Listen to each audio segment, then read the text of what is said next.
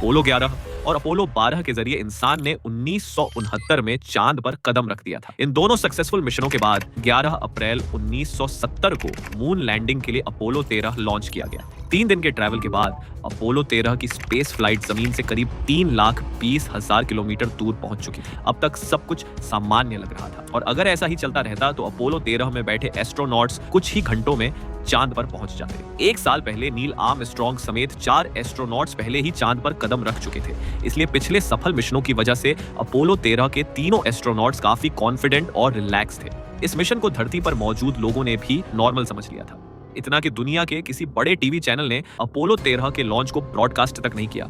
लेकिन तभी धरती से 3,22,000 किलोमीटर दूर एक जोर का धमाका होता है और यहीं से सब कुछ बदल जाता है। धमाके के साथ ही सभी वार्निंग अलार्म्स तेज आवाज में बजने लगते हैं। जांच करने पर पता चलता है कि एक ऑक्सीजन टैंक ब्लास्ट हो चुका है और उसकी पूरी ऑक्सीजन खत्म हो चुकी है। दूसरा टैंक भी लीक हो रहा था जिससे ऑक्सीजन अंतरिक्ष में फैलने लगती है। गंभीर बात यह थी कि एस्ट्रोनॉट्स को चांद पर ले जाने और वापस लाने के लिए केवल यही 2 ऑक्सीजन टैंक थे।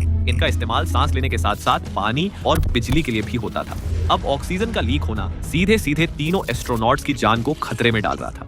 अब मिशन का फोकस बदल चुका था। चांद पर उतरना नहीं बल्कि धरती पर जिंदा लौटना ही सबसे बड़ी चुनौती बन चुकी थी।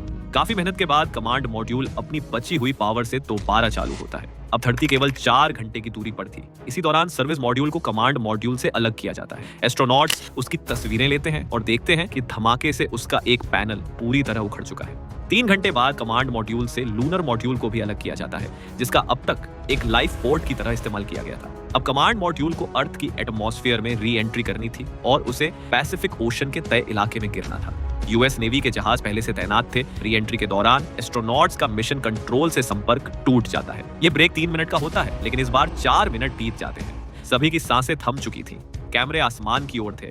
फैमिलीज दुआ कर रही थी और पूरी दुनिया की धड़कनें थमी हुई थी। कुछ ही मिनट बाद टीवी स्क्रीन पर पैराशूट्स दिखाई देते हैं जो कमांड मॉड्यूल को नीचे ला रहे थे और जल्द ही वह पैसिफिक ओशन में गिरता है। यूएस नेवी की मदद से एस्ट्रोनॉट्स को वहां से रेस्क्यू किया जाता है। इस तरह 17 अप्रैल 1970 को दोपहर 1 बजे अपोलो 13 के तीनों एस्ट्रोनॉट्स धरती पर सुरक्षित लौट आए।